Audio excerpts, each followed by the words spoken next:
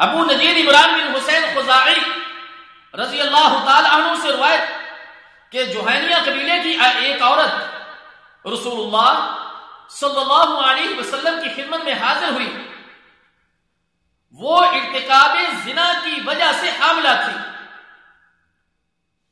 اس نے آ کر عرض کی یا رسول اللہ صلی اللہ علیہ وسلم مجھ سے حد والے گناہ کا ارتکاب ہو چکا، آپ مجھ پر حد قائم فرمائیے. تو نبی مکرم صلی اللہ علیہ وسلم نے اس کے ولی، اس کے وارث، رشتہ دار کو بلایا اور فرمایا کہ اس کو اچھے طریقے سے رکھو، اور جب یہ بچہ جن لے تو اس کو میرے پاس لے کر آنا. چنانچہ اس نے ایسے ہی کیا. اللہ کے رسول صلی اللہ علیہ وسلم نے حکم دیا، اس کو ایک کپڑوں کو اچھی طرح مضبوطی سے باندھ دیا گیا. پھر آپ کے حکم پر اس کو رجم کر دیا. پھر آپ صلی اللہ علیہ وسلم نے اس کی نماز جنازہ پڑھائی.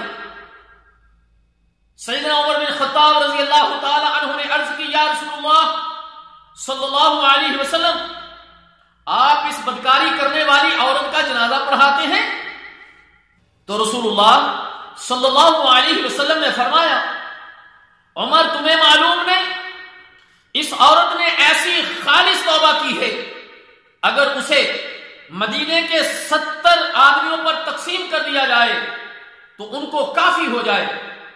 کیا اس سے بھی افضل کوئی بات ہو سکتی ہے کہ اللہ عز و جل کی رضا کے لیے اس نے اپنی جان تک قربان کر دی. صحیح مسلم. جہاں اس حدیث مبارکہ سے اور بہت سارے مسائل کا حل ملا، اس کے ساتھ ساتھ خالص توبہ کی فضیلت بھی معلوم ہوئی، اور صحابہ و صحابیات رضی اللہ تعالی عنہ اجمعین کے دلوں میں جذبہ خوف الہی اور محاسبہ آخرت کا پایا جانا، اور ان کا آخرت کی سزا کے مقابلہ میں دنیا کی سزا کو ترجیح دینا، یہی چیز اگر تمام مسلمانوں کے دلوں میں پیدا ہو جائے تو رب کعبہ کی قسم ہمارا یہ معاشرہ سنور جائے. اور میرے محترم دوستو، جو شخص پکی توبہ کرتا ہے، اللہ کی طرف رجوع کرتا ہے، تو اللہ تعالیٰ جل شانہ اس کے گناہوں کو نیکیوں سے بدل دیتے ہیں. اللہ تعالیٰ جل شانہ تو بندے کی توبہ اور دعا کا انتظار کرتے ہیں، اور ہم جس سے توبہ استغفار کر رہے ہیں وہ تو ہمارے قریب ہے.